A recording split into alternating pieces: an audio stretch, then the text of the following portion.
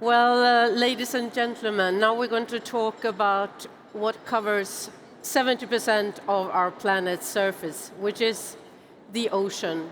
And we're going to talk specifically about the EU responsibility of a healthy ocean. Did you know that the EU has, in fact, the biggest economic zone in our world's oceans of any other power? So what we do in the EU is extremely important. What we're seeing now is, unfortunately, and this is really something essential and deeply worrying, downward trend on the environmental status of our ocean. We're seeing so many pressures. We're seeing fishing, but also new economic activities such as offshore wind farms, underwater cables, shipping, tourism, and pollution is just getting worse and worse. And on top of that, we have climate change that is fundamentally changing the biochemistry of our ocean. And are our policies prepared for all of this, to turn this negative trend on the oceans? And I would very regrettably say no. We're talking here in this change venue about investments, innovation, on funding, on businesses. But now let's talk about something else. Let's talk about legislation. How can legislation actually change? And for the EU ocean, we should have had good environmental status, that is healthy oceans, already 5 years ago, or 6 years ago, 2020.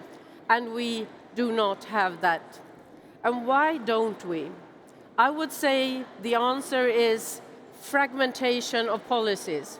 We have fisheries policy, agriculture policy, climate, chemical policies, environmental policies, but we don't really harmonize those policies to make sure that we actually achieve good environmental status and address the dead sea floors, the PFAS that is in the water, the threat to biodiversity, all these things. So we need to do something new. So talking about laws, my name is Isabella Lövin. I am a member of the European Parliament and, in fact, a lawmaker. So therefore, I'm really thrilled now to talk about what we can do on a legislative level to change and turn the tides on our oceans. Last year, in this country, in Nice, Ursula von der Leyen at the UN Ocean Conference declared that the EU now should launch an Ocean Pact to really show that we have this holistic view on the ocean, not looking only at marine waters, but looking at what happens on land, to go from the source to the sea and see its impacts on the ocean. And building on that Ocean Pact, the Commission also promised a legislative piece, the Ocean Act, which will be presented later this year, the last quarter of this year, to be an umbrella law to see that we get coordinated policies on the ocean. And now the discussions are ongoing in Brussels and elsewhere in the capitals all over Europe on what type of ambition we should have on such an ocean law.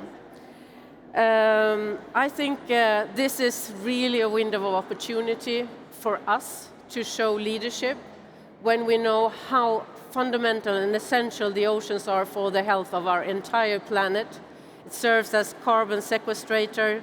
For some 30% of the carbon that we are emitting in the atmosphere is then been absorbed by the ocean. But it's also essential for biodiversity, and it's really a life insurance and our life support system for the entire ocean. So the EU can lead by example by such a legislative piece, an Ocean Act, and but to do that and have an ambitious Ocean Act, what do we need? We need political will, and that's why I'm so thrilled that we today have with us a brilliant panel with not less than 2 ministers and a representative of civil society. And let me welcome them up to stage, and then I will present them.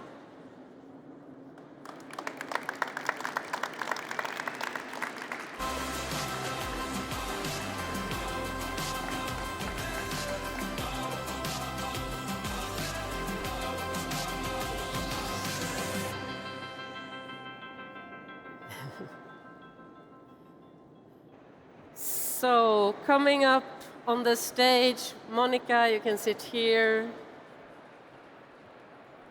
Welcome. Timmy, welcome. And Catherine, welcome. Welcome. So, let me give a short introduction of the speakers. I think I'll start with the gentleman, just to be a little bit unconventional, if I may. So, Timmy Dooley, you are the Minister of State at the Department of Agriculture, Food, Fisheries, and the Marine. But not only that, you're also at the Department of Climate, Energy, and Environment. So you're the perfect participant here to speak about a holistic view on the environment. So, round of applause for Timmy for being here. And Minister Catherine Chabaud, you've been formerly a member of the European Parliament like me, but now you're Minister Delegate for the Sea and Fishery, which I think is brilliant to have the connection between the two. And I must also inform the public that you're the first woman to complete a solo yacht race around the world. I think you have to tell us more about that, but real passionate ocean champion here. And talking about ocean champions, we have Director Monica Verbeek, who leads the NGO Seas at Risk since 2007. Recently been appointed a member of the new EU Ocean Board, which will kind of oversee the Ocean Pact that I just described. But you're also a PhD in biology, and once studied narwhals in the Arctic. So a big applause for Monica as well to be here. So do you feel comfortable? Good. Me too. I think this is brilliant that we have this opportunity to talk a little bit nerdy, but not too nerdy, about EU policies to this audience, which is more of a general public audience. And I'd like to start with the first question, maybe to you, Timmy. A personal question on your relationship with the ocean and how you feel today when you know that the ocean is very much under pressure and threat. Well, first of all, thank you very much for the invitation to be on such a distinguished panel. I thought you were going to ask me a personal question as how I felt as a man amongst three distinguished ladies, and of course that would always make me apprehensive. But to your specific question, my constituency is on the west of Ireland. It faces the Atlantic Ocean, County Clare with its beautiful cliffs of Moher and all the features that a maritime county might have. And in my relatively short life, I have seen very significant changes, not just in the landscape in terms of elements of erosion, but also in the loss of biodiversity, particularly the loss of fish stocks. Some of that is as a result of overfishing by EU states initially, but also by third countries who participate with us, as my good colleague knows, Catherine, in terms of what happens amongst Norway, Iceland and the Faroes and the impact they're having on fish stocks and setting unsustainable fishing quotas. It has changed from a point when I was a little bit younger, when you could see mackerel jumping by the shoreline. Now I talk to fishermen and I see their inability to even catch sometimes the quota that's allocated to them. So that's a significant change in a relatively short period of time. Some of it, as I said, is overfishing, but some of it too is a failure to respond to climate change. And I suppose the unhealthy nature of our oceans also contributing to climate change. We see now species moving into our waters or waters closest to Ireland that would ordinarily reside in the Bay of Biscay. Bluefin tuna, for example, which is welcome, but it's not part of the original ecosystem. So we see very significant changes. So yes, I've seen the changes, but to your specific question, which I think was how do we move on from here, or do we lose hope? Of course not. I see now a much greater focus across the member states about a recognition of how important a healthy ocean is to our overall ecosystem, not just the ecosystem of the oceans, but how it ties in with land-based activity, and how we need to match what we do on land with what we do in our oceans, how we got to string that together, how we put in place a governance model, how we put in place arrangements and agreements between member states and indeed other third countries, because whatever we say about borders or lack of borders, certainly in our oceans, there are none, regardless of how we designate them. So I think I'm starting to see, and even our presence here today is a good indication that we're taking it seriously. So I'm excited about the future. I have great hope now around this initiative, particularly the Ocean Pact and what will lead to the Ocean Act. Good, good. Keep that optimistic and positive attitude also when you meet your colleagues at the Council. But Catherine, can you tell us a little bit about your personal relationship to the ocean, and are you as hopeful as Timmy? Yeah, thank you for the invitation as well. And of course, you imagine my relationship with the ocean, having spent 15 years of my life crossing the Atlantic and racing around the world. You know, I speak to the ocean. The ocean is my little mother. In French, the same name, la mer et la mer. Ah oui. The mother and the sea, the same. Okay. And so my commitment on ocean issues comes from the plastic I've seen. 30 years ago, during my first solo racing crossing the Atlantic. And since that, nobody was speaking about the plastic at that time. So I decided when I stopped racing as a professional to try to find solutions. And today, I was 2 days ago, I went to talk to the sea, because we have had a very hard meeting yesterday in the Council on Fisheries, and we are trying to find solutions, and I can tell you that things are changing in the ocean. As a sailor, I've seen that there is an acceleration, probably because of the climate, the warmth. The meteorological models don't work as they do before. It's not things, and as Timmy was saying, the mackerel is going in the north. Everything is changing, but the ocean teach me a lot of lessons. And one of them is that we can, if we act together collectively, we can find solutions. That's why I'm still involved. That's why I really push for this Ocean Act. And I can tell you that among the lessons, I know that we need to anticipate. And for example, the constat I made today is we didn't really prepare this crisis. We need to act as marine, as sailors who anticipate really the crisis. And I think, that's why I'm trying to push a lot of policies in Europe, because I think Europe is a good level to act and to act together. Thank you.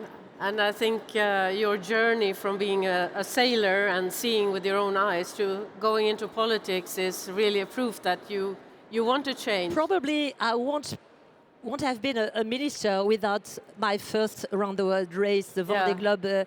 It was 30 years ago, and because I've learned so much lessons, and probably the biggest one is you can have dreams bigger than you, and you can find solutions if you work together, and the optimism is a real tool for that.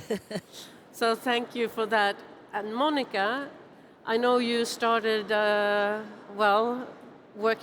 fighting for the oceans many years ago. You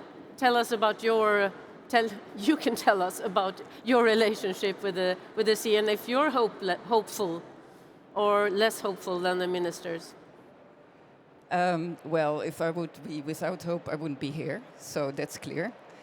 I have a long-standing passionate relationship with the ocean. It started many years ago when I did some research on narwhals, as you already mentioned, in the Arctic. Narwhal whales. Narwhal. The one with the big... The unicorns of the sea. The unicorns of the sea, I mean, that's amazing. And I studied their behavior in a very remote place in the Canadian Arctic. It was really a helicopter flight away from the nearest Inuit village, really, in the middle of nowhere, in the middle of nature, really connected to the sea there. Sometimes a bit too connected when a polar bear came a bit close. But other than that, it was a profound experience. And during my days there, I saw a seal come by with a six-pack around its neck, the plastic of a six-pack. Then already there, that remote, I saw already impacts of human activities on the ocean. And I think there the seed was planted for my ocean advocacy. And after some deviations, I became an ocean advocate for over 30 years. I've been trying to improve the health of the ocean in my way as an NGO. And I can say, well, we really certainly won some battles.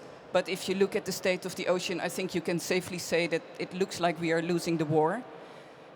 It's deteriorating, and that's, of course, affecting me a lot. Yeah.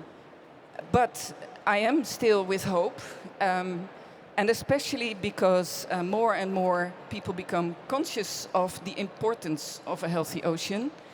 And not just people, also politicians, decision makers, which is very important.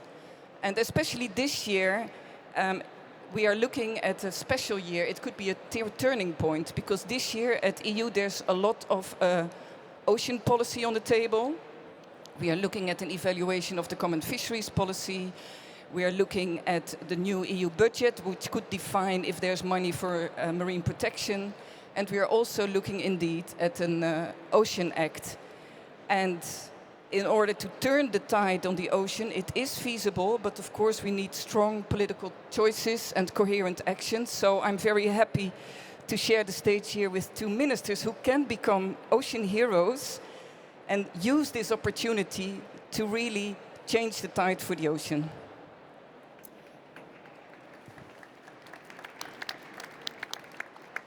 So to all three of you, and I also very, very shortly can tell you when I got engaged in oceans, and that was when I realized that we in the Baltic Sea have been overfishing for many, many years. And I just asked myself a question, whose responsibility is this?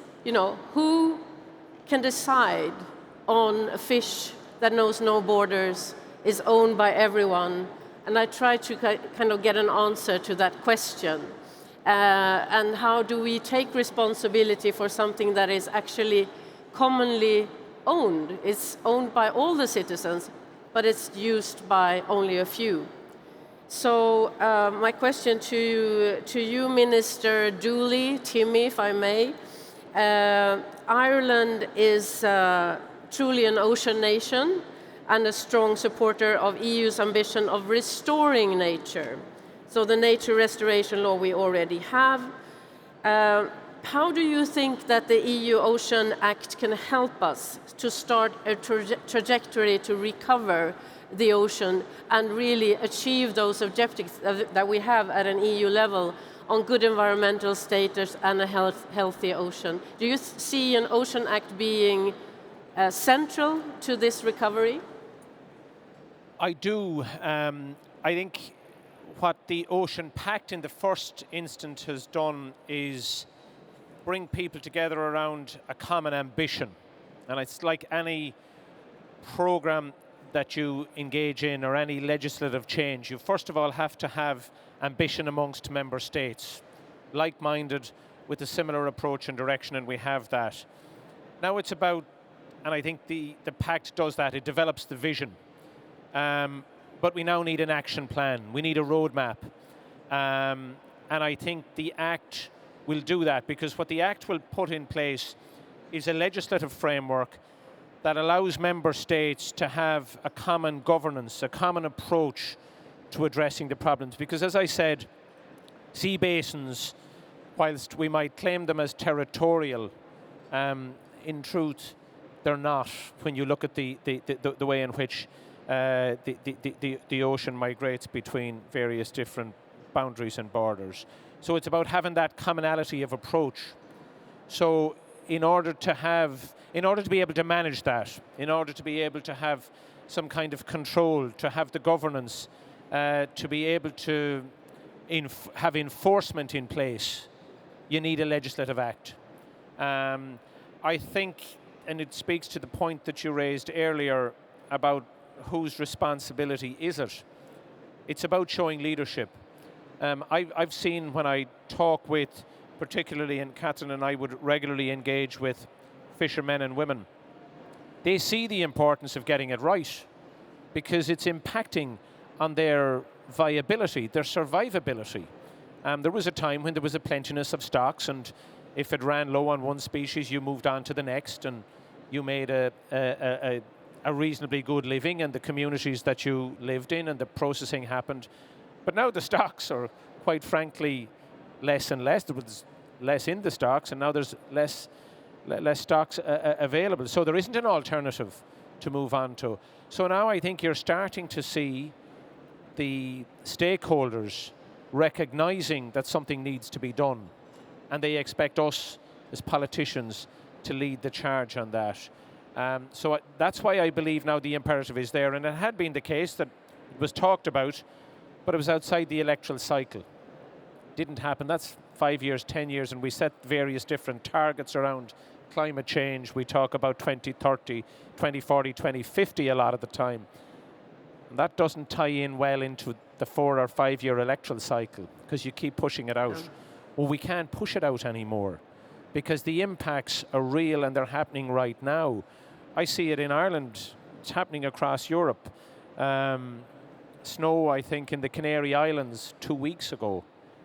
We've had continuous rain in Ireland for the last number of months. Never had a wetter spring in generations.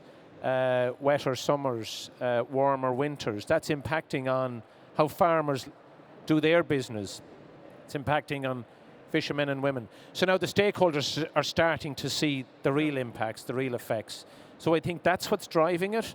And then the necessity for the Act is all about having a commonality of approach. Now I think we do need to, the Act shouldn't replace the sectoral activity that's there already. There's legislative frameworks there already in the common fisheries policy, and I think we've got to recognise that. Yeah. Have that capacity for member states to be able to accommodate their own regional issues that don't play in. We just need that overarching legislative framework that allows it to develop well. Good. So I'll hold you to that opinion that we need an Ocean Act. But Catherine, now we're in Paris, and 11 years ago we had the Paris Agreement. The Paris Agreement translated into a climate law on the EU level, which really is binding and kind of forces all member states to have plans in order to reduce their emissions. And we also need to harmonize all legislation to achieve the goals of carbon neutrality. To me, an Ocean Act would be the similar framework, but for the oceans. Do you think that the Ocean Act can become like a climate law for the oceans? I like very much your question, Isabella. And she doesn't speak about her, but she's an amazing woman, really involved on ocean-related issues in your country, but at EU level, Isabella. Thank you, really. It's interesting. 15 years ago, I was exactly at that place for the Paris Agreement. I was one of the stakeholders involved on the Ocean and Climate Platform. We were trying to push the ocean. We succeeded to put the ocean in the preamble of the Paris Agreement because the ocean was not in the preamble. So ocean is climate. Ocean is also food. Ocean is biodiversity and culture. It's maritime transport. It's energy. And the problem with our policies, they are made for land topics. And the problem is in France, but at EU level as well, even if we have an integrated maritime policy, we still put the topics in silos. So we are always trying to, some others push for the knowledge, the others for the preservation, for the others for economic development, etc. But we really need, in the same times, to better know the ocean, to better protect. And we also can develop our economies with the sea, etc. And it's also a question of sovereignty, etc., etc. So in France, we have had here, 15 years ago, le Grenelle de la Mer, and all the stakeholders meet together, and we made this constat that the ocean is our future, but we need to work together and to accelerate the integration of all our policies. At the EU level, when I arrived in the parliament and I decided to go there, because, as I said, a lot of topics, we need the good level to act is at EU level. I realized that, and we have had, this Green Deal, and during 5 years, I spent my 5 years in the parliament trying to say, to put the blue, to push the blue in the green, you understand? And I was, for my part, trying to push for a blue deal when we met with our colleagues from Europe, Jacques Delors, etc., and we worked on this Ocean Pact. Today, this Ocean Act is, for me, several things. It's as you said, exactly, the Paris Agreement Act, the Climate Act, that must help us to have a more integrated approach, but also I think it must be a political will, you understand, because we need to, because our future is with the ocean, all European citizens, and at the global level as well, need to be to work with the sea and to take the ocean dimension into account. So I think, but for that we need to understand not only Irish and French, and where do you come from exactly? Netherlands, or Swedish, but also okay. our Austrian colleagues, our Polish colleagues, etc. We all live with the ocean. So for me, the Ocean Act must be a political will, and that's why within the Council I would like to create this Friends of the Ocean group. Ah, Yeah, I will launch it in few weeks because I think we need to be more coordinated. The problem is, for us, we are involved on fisheries, you on agriculture as well, but some of our colleagues, they have another hat. But Yes. we really need to gather all our colleagues, even in the French government, etc. So it's a real big ambition. very, very good. An applause for Friends of the Ocean group at the council. That would be fantastic. So, Monica, last time I saw you, you were on stage with not less than 3 commissioners, former commissioners, Maria Damanaki, Vella, and now Kostas Kadis, who's the present one. So you've been working a long, long time on having the EU really delivering on sustainable oceans. So my question to you, have we missed having an ocean law, an ocean act, to be able to harmonize and really push member states to deliver on the goals? Is this something you realize now, or did you want it even earlier? Oh, I've wanted it for a long time, so I'm quite excited that now the possibility is there. And I'm very glad to hear that there's some similar thoughts about what this Ocean Act exactly should be. So that's great, because we really have a fragmented ocean governance. We have incoherent policies. For example, we spend public money subsidizing activities that are harmful for the ocean. And at the same time, we want to protect marine ecosystems, and there's not enough funding for that. We are committed internationally to protect 30% of the ocean, but at the same time, we allow damaging activities like bottom trawling in our marine protected areas. So there's a lot of incoherence still occurring, and it would be great if this Ocean Act can strengthen the coherence and the effectiveness across EU ocean policy. And for that to happen, it has to be a regulation. Yeah, apologies, now I'm getting a bit nerdy. It has to be a regulation because that applies directly to all member states, other than a directive where you have inconsistencies in between member states on how it's applied.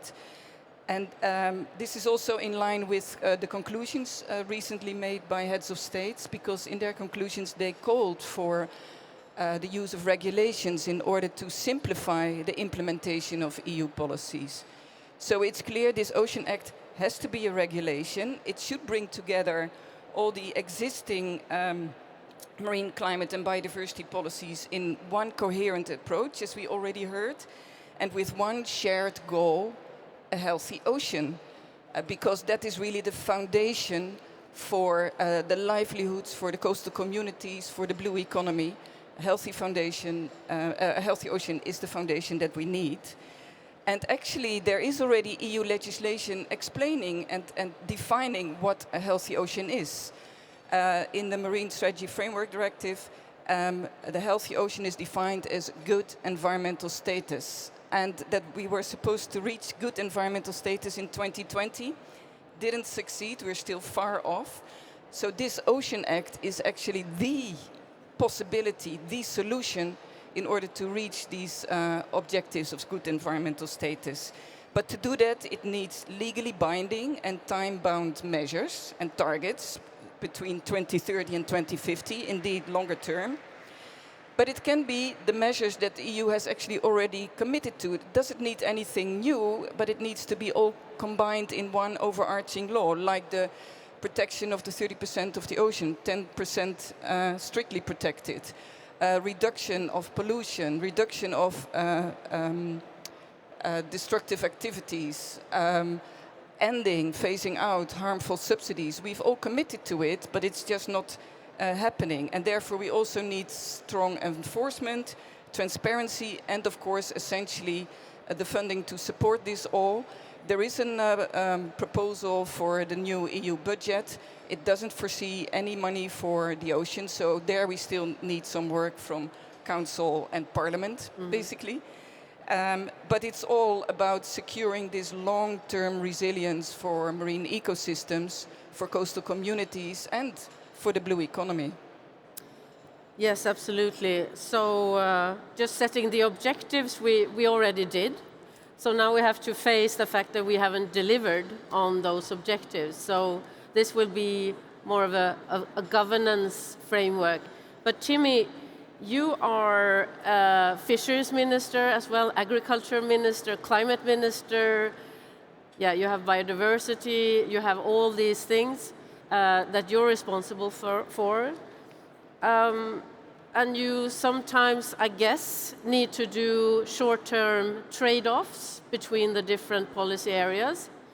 Would an Ocean Act, which is binding, and set more long-term targets? You talked about the 5 years mandates or 4 years mandates of governments.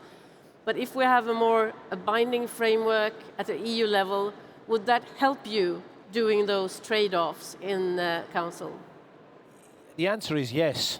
And we can see the impact of that just in our climate commitments in relation to greenhouse gases as they relate to activity, mainly on land-based activities. So whether it's in farming, whether it's in transport, whether it's in energy generation, we know what our targets are. We don't always, across the Union, meet them exactly at when we expect to. But we feel admonished when we don't, and there are certain penalties, potentially, that will come into play. So, of course, a legislative framework with the appropriate architecture around enforcement, that works. Yeah. We know it works. We've seen it in relation to so many other environmental measures that have been taken by the Union. So enforcement means fines. You have to pay if you don't. Yes. Of course. So therefore, we need to effectively use the tried and trusted measures, because there's nothing particularly new here in terms of the approach. What we're trying to do hasn't been done before in terms of bringing a coherence and an overall, an overarching framework. But it's what's envisaged in the pact that will follow through in the Act gives member states the coordinated legislative framework to implement and achieve what our vision is that I talked about earlier. So there's nothing particularly new, it's just about doing it. And it's also about getting our citizens and our voters to understand why we're doing it. Because I think it's potentially easier now, because as I mentioned earlier, the main stakeholders get it. The coastal communities see the reduction in fishing opportunities. They see the harmful impacts of the environmental degradation of spawning grounds. They see potential opportunities too for offshore renewables and how that might help to support those communities, and how by putting in place the marine protected areas, which is a fundamental part of the protection, that they will be able to sustain life beyond the next 3 to 5 years. So I think we can sell the story politically as a good news story, as opposed to, you can't be doing that anymore, you shouldn't be doing that, you're wrong to have done that. That's true. Yeah. But there's a positive message in it, because people have now recognized or have reached a particular I suppose, base level of the damage that has been done, and they now see the harmful impacts that might not have been as obvious 10, 15, 20 years ago, although those of us that would have had an interest would have seen then that you can continue to do that in a sustainable way into the future. So really, to get public support, we need to sell the narrative that it's something positive, the change will actually benefit people. I think we've got to be careful that we don't do what politicians often do, which when a legislative position is developed at European level, we go back to our voters and say, we've got to do this because Europe has told us. Yeah, yeah. We got to Exactly. avoid that trap again. We've got to concentrate more on, we're coming together to do this because it's in your interest. Exactly. It's in all our interests, but it's in the interests of the stakeholders, it's in the interests of the environment, it's in the interest of a healthy ocean. And what does a healthy ocean deliver for us? It continues to deliver, say, food. It develops what we're now talking about, the blue economy in terms of offshore renewables. Also, marine tourism, which is something that, you know, we don't often talk about, but that's really attractive. I mean, where I come from, just on the Shannon Estuary, we have a phenomenal array of dolphins, whales, humpback whales, that are a real attraction from a tourism perspective. Quite apart from the importance of the biodiversity, of course, which we all cherish. But this, if we explain clearly and coherently why we're doing this, I think we can bring our citizens with us, because they are now starting, I think is my overall message, to see the harmful impact of the way in which we have treated our ocean up to now as this endless supply of food, endless place to dump our what we don't want, and that has been so harmful. Catherine, we have the precautionary approach in our EU policies. We have the ecosystem approach. Do you think that it's being applied the way that we take decisions today? Do you think that something can be better in the legislation? Yeah, I think the legislation I will push for will also push cooperation. I think the Ocean Act, it's one of probably the main tool we will have is cooperation. If we need to recover the unhealthy ocean, we need to have this solidarity between land and sea. In 3 days, I will launch a roadmap to recover for the quality water, the quality waters, a better quality of waters, littoral waters. It will be good not only for the climate, for the fishermen, but also it will be good for tourism, etc. But we need to tackle also not only pollutions for all pollutions from the land. Cooperation will be for knowledge. And I think the Ocean Eye launched by the Commission must be the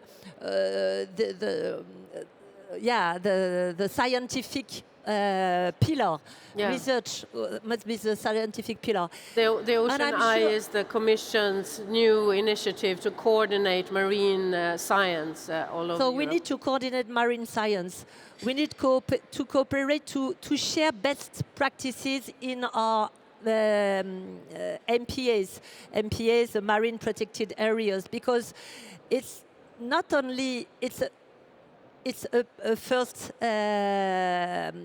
thing to create our MPAs, our maritime protected areas, but also to manage them and manage the management of the MPAs. It's a real question. We need to cooperate also in industrial solutions. And for example, if we want to tackle together, to have an integrated approach, I push, for example, to develop ecosystems and algae in the marine offshore. Offshore marine, comment on appelle ça, des wind parks or the wind farms. Yeah. I think we could put a lot of things inside, etc. And I think we also can cooperate when it comes on maritime transport and to develop on decarbonization. It's a topic I pushed during my the 5 years in the Parliament, to have, because if you align the need to have more sovereignty, to the reindustrialization, etc., we can cooperate to build or to refit, to retrofit our boats in a decarbonization way, etc. We have solutions in all the continents, not only in France, not only in Ireland, etc. The cooperation will be a key tool for us. Yes, so the holistic approach to really link together all the policy areas, including science, is something that is extremely important. But Monica, you've also been following fisheries management over the years. How would you say that we could improve fisheries management with the new Ocean Act? And I'm thinking particularly about really using the ecosystem and precautionary approaches. Yes, I think the Ocean Act really can help with it. It is really the opportunity to embed the precautionary principle and the ecosystem-based approach to fisheries management.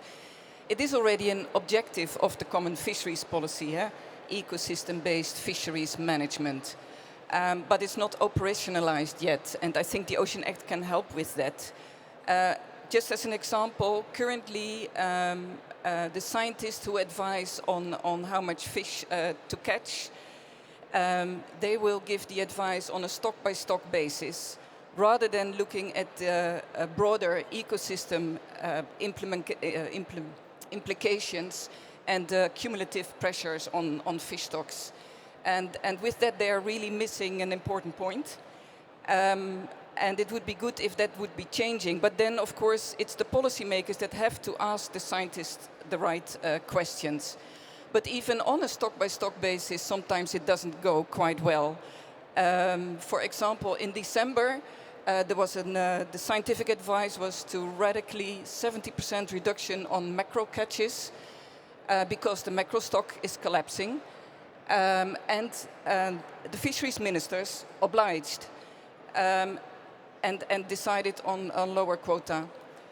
Unfortunately, yesterday, under pressure, I guess, of neighboring countries like the UK and Norway, who decided for a much less reduction, the fisheries ministers rolled back on this decision and only reduced by 48% the mackerel catches.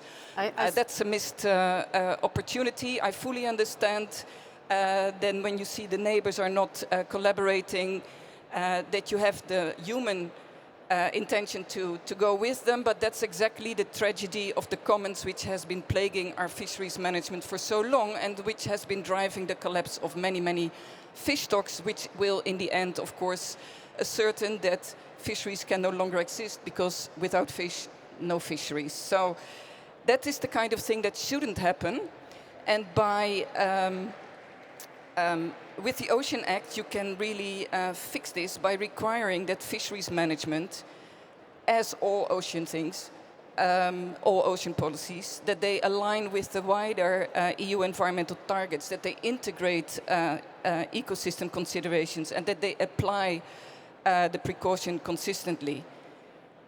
Ocean Act should also actually include a non-deterioration principle and the shift of the burden of proof on those activities that risk harming the ocean. Right now, the European Commission takes the approach that if you have a marine protected area and bottom trawling takes place in that particular area, it has to be proved that this bottom trawling is putting significant harm on the protected area.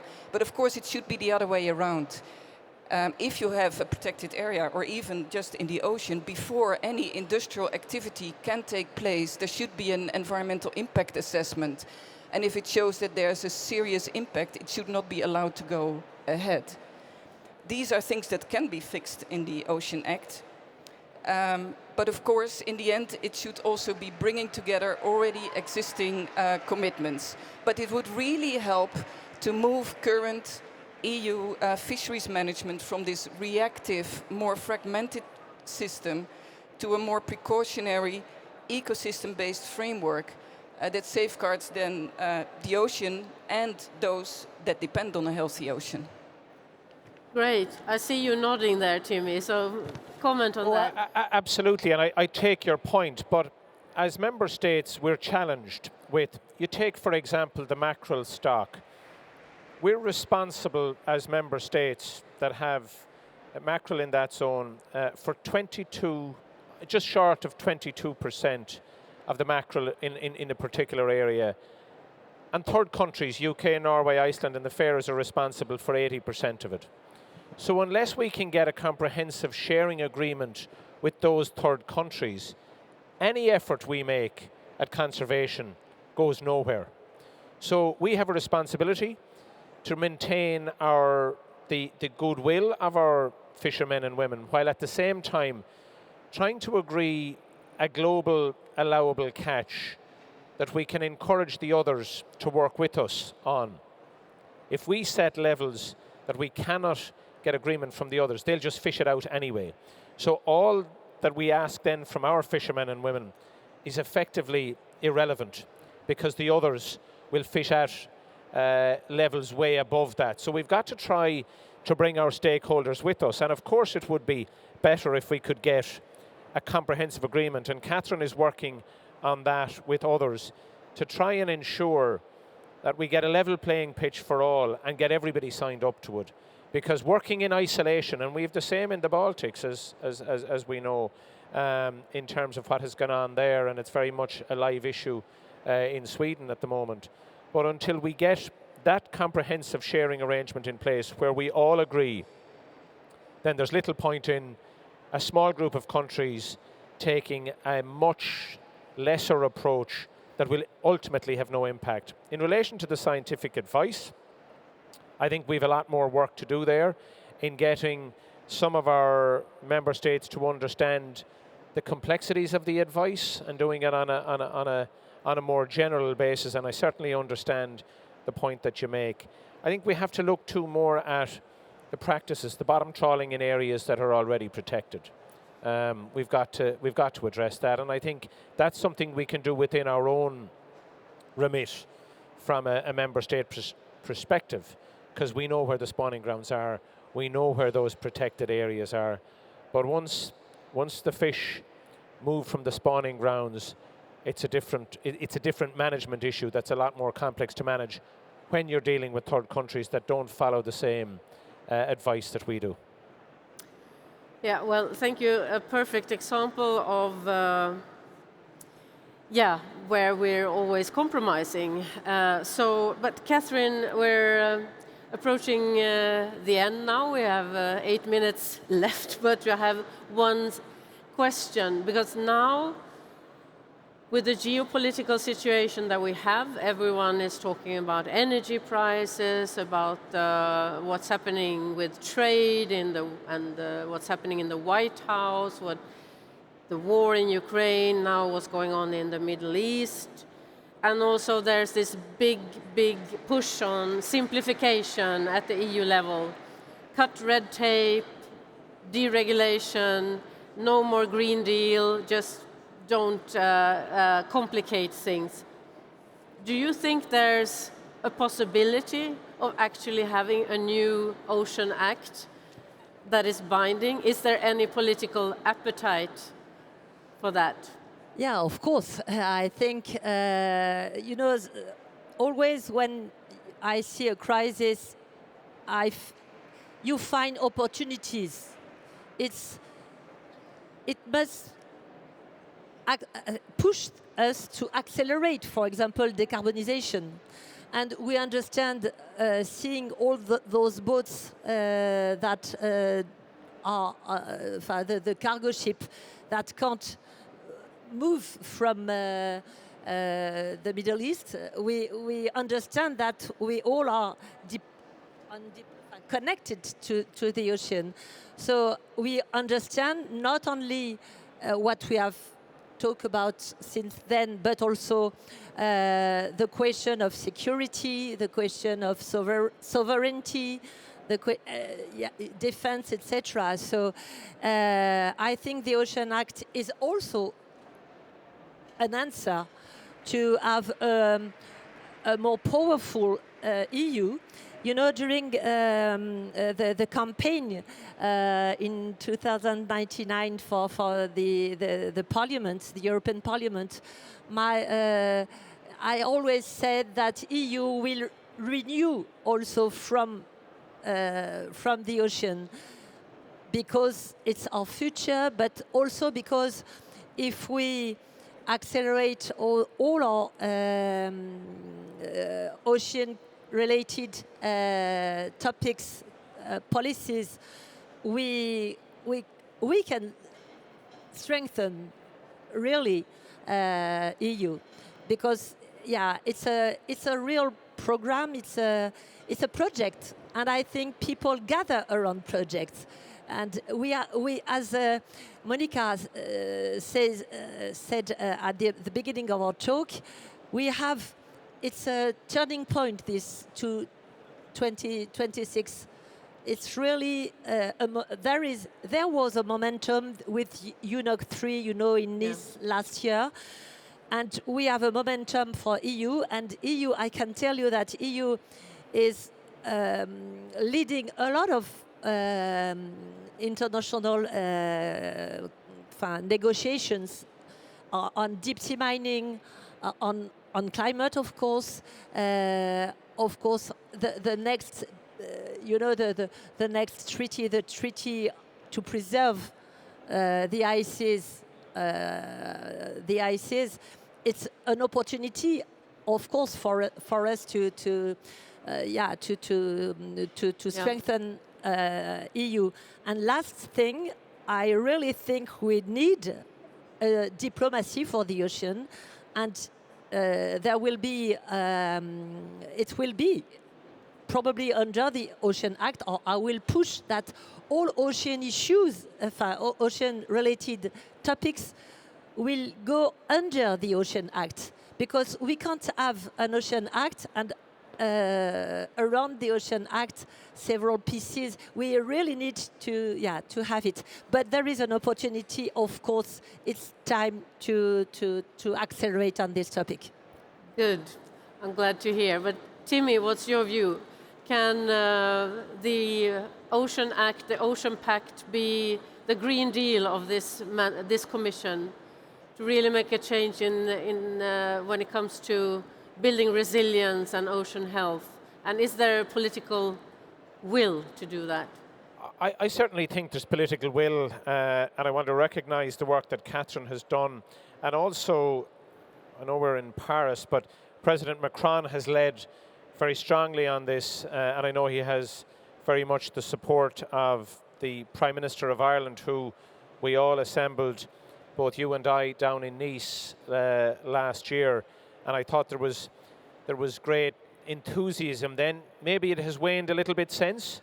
That's because there's been so many other issues of very significant importance. But I think it falls to organisations like this and others, and those of us that are in particular political posts, to drive that agenda. Yes, there's geopolitical stresses and crises that, whilst they impact on the work that Catherine and I do, they're not the only part of the jigsaw that we deal with every day. So we've got to remain committed to that. And I can assure you, as Ireland takes on the presidency of the EU Council on the 1st of July this year, we will work together with Catherine and others to drive the agenda for that 6 months. And I'm hopeful that we will make significant progress on moving from the Pact to the Act in that period of time. Okay.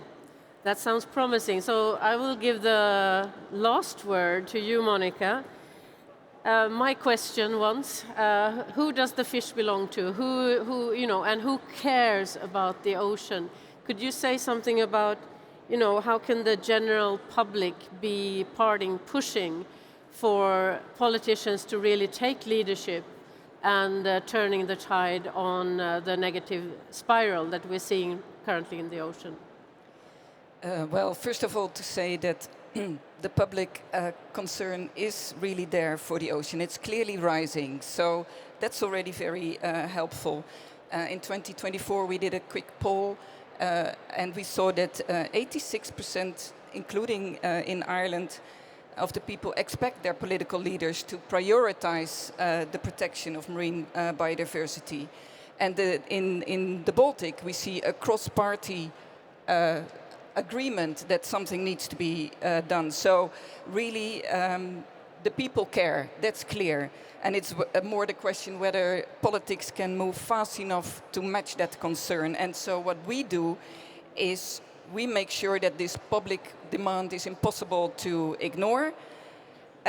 We make sure that politicians and decision makers hear about worries, hear about solutions, know that there's a public demand from them, make sure that they can't ignore this public demand, and keep pressure on decision makers.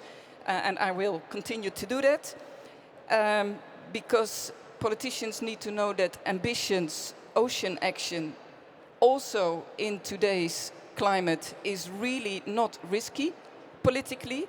It's really expected by citizens, and it's really necessary because we need, in a time where like 7 of the 9 planetary boundaries have already been breached, we really need to make sure that we get a healthy ocean, which will be the basis of this accelerating blue economy that's happening now.